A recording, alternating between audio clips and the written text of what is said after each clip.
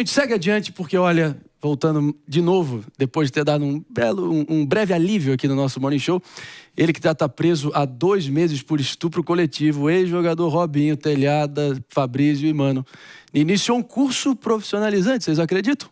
De eletrônica básica de rádio e TV. Daqui a pouco ele vai estar aqui ajudando a gente aqui no Morning Show e participa de grupos de leitura para tentar reduzir o tempo de pena. Por lei, como vocês sabem, os detentos têm direito de reduzir a pena com base em estudo e trabalho na cadeia. Melhor que seja assim do que ficar só ganhando de goleada no pátio da prisão do resto dos detentos, né? Bom, queria ouvir a sua opinião sobre esse caso do Robinho mais amplamente, Telhada. Ele que foi, enfim, nesse caso específico, a gente viu a justiça talvez funcionando como ela deveria, né? Não dá para passar pano, né, meu? Cometeu um crime lá atrás, pagou, está pagando devidamente pelo que fez. É o que o Mota sempre fala, é essa função principalmente da cadeia. É punição e, em segundo, a questão da prevenção para quem assiste aquela pena. E eu acho que o Robinho, sem chance dele ter qualquer futuro no futebol, pela idade e com toda essa mancha na sua vida particular, na sua carreira, né? Basta ele realmente aprender uma nova carreira, aprender um novo ofício, para quem sabe um dia conseguir se redimir através do trabalho, né? Porque infelizmente já está feita a agressão à vítima, a questão da memória que ele deixou totalmente contrária, então o mínimo é ele tentar se reinventar. O Fabrício, me diz um negócio. Quem disse que o Robinho, depois de jogador, não iria seguir a carreira de técnico, hein? No caso, técnico de eletrônica. Técnico de eletrônica, pô. Muito bem pensado, André. Eu acho que o Robinho, assim, claro que a gente estava falando aqui, o Telhado trouxe muito bem a questão da reabilitação pelo trabalho e tal.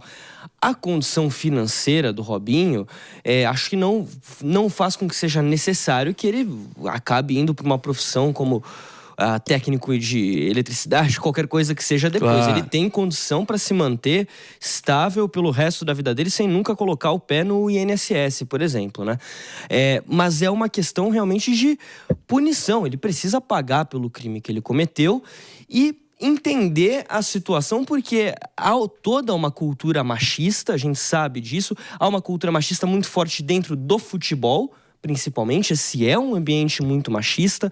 O Robinho não é o único caso de um jogador envolvido em estupro. A gente viu o Daniel Alves, agora, claro que cabe recurso e tudo mais, mas não é uma novidade, não é inédito, não surpreende ninguém que uma pessoa desse meio acabe se envolvendo num crime desses. E a gente precisa falar aqui de como consertar essa cultura que é extremamente machista e que acha que estupro, na verdade, que um caso como esse não é estupro, que ele não deveria ser preso. Eu fiquei surpreendido, André, com a quantidade de gente em rede social defendendo o Robinho, falando que ele foi vítima de golpe da barriga, que a mulher estava tentando se aproveitar dele. Isso é um absurdo. Eu sou lá de Santos, eu vi o Robinho indo em estádio de futebol livremente, torcedor indo lá tirar foto com ele. Ele já condenado na Itália. E as pessoas foi até para manifestação, não foi? Para manifestação. Todo encapuzado. Pois é, encapuzado. Indo jogar futevôlei na praia lá no Canal 3. Todo mundo conhece, quem é do Santos sabe, que tem a rede do Robinho lá na praia em Santos para ele jogar futevôlei. E as pessoas indo lá tirar foto, falar que não, ele é vítima de uma armação. Ele não é vítima de uma armação, ele é um condenado por estupro que tem que cumprir a pena. Ele está cumprindo a pena aqui no Brasil porque ele sabe que lá na Itália seria muito mais grave esse cumprimento de pena. E a gente espera que na cadeia, se além dele agora virar técnico aí, virar eletricista, que ele possa também entender melhor o lugar dele na sociedade e redimir essa cultura machista que a gente tem no nosso país, principalmente. Ô Mota, dando um fecho aqui pra gente nesse caso do Robinho, pegando só o espírito, tá? A lógica ali da época da Lava Jato, a lógica era, na medida que a justiça for pegando os peixes grandes, claro que isso vai dando o exemplo e vai criando aquele efeito dissuasório, né, do temor da justiça para quem for menor, para os peixes menores ali, que são tantos.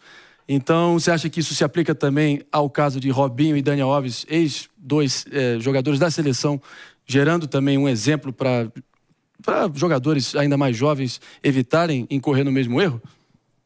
Sem dúvida, André. O grande mal do Brasil é a impunidade. Todo o resto é consequência disso. Eu, pessoalmente, não acho que isso tenha a ver com a cultura machista. E a dizer, eu acho que afirmar isso é meio que jogar a culpa para a sociedade. Ora, a culpa do estupro é do estuprador. Foi o estuprador que tomou a decisão. Tem muita gente que está no meio dessa cultura machista. A maioria das pessoas nunca estuprou ninguém. Então a culpa não é da cultura, a culpa é do estuprador. O que acontece é que o brasileiro aprendeu, a gente aprende isso todo dia. Graças a Deus, a Jovem Pan é exceção. Mas em todos os outros lugares a gente aprende que o criminoso é um pobre coitado, que ele não teve culpa, que ele não teve oportunidade, né? Ele foi excluído da sociedade. E a gente acaba achando isso razoável até no caso de pessoas que tiveram todas as oportunidades do mundo. Aconteceu a mesma coisa há algum tempo atrás, vocês vão lembrar, não vou dizer o nome, mas de um goleiro que foi acusado, preso por ter assassinado a namorada e jogado os pedaços do corpo dela para os cães comerem. Ele saiu da cadeia, eu tenho fotografia dele dando autógrafo depois de sair da cadeia. É como se nada disso importasse. E aí a gente cria essas coisas malucas de, no Brasil, o sujeito está na cadeia, mas se ele fizer um curso de técnico de eletrônica, se ele disser que leu um livro aqui, então ele encurta a pena dele. Por quê? Por que isso dá o direito ao sujeito de encurtar a pena dele? O que nós vamos ganhar em ter alguém que estuprou uma outra pessoa formado em técnico de eletrônica? Não faz sentido nenhum isso. Há de lembrar que a gente trouxe aqui também, Mota, o caso do Alexandre Nardoni, que ali teve o período de remissão dele concedido na medida que ele leu Carta ao Pai. Carta ao Pai, o livro do Franz Kafka, do escritor tcheco, que é irônico para dizer o mínimo, né? Mas pelo visto é isso, né, minha gente? Robinho vai seguir dando as pedaladas dele na bicicleta elétrica. É o que o restou, pelo visto. Mas a gente segue adiante.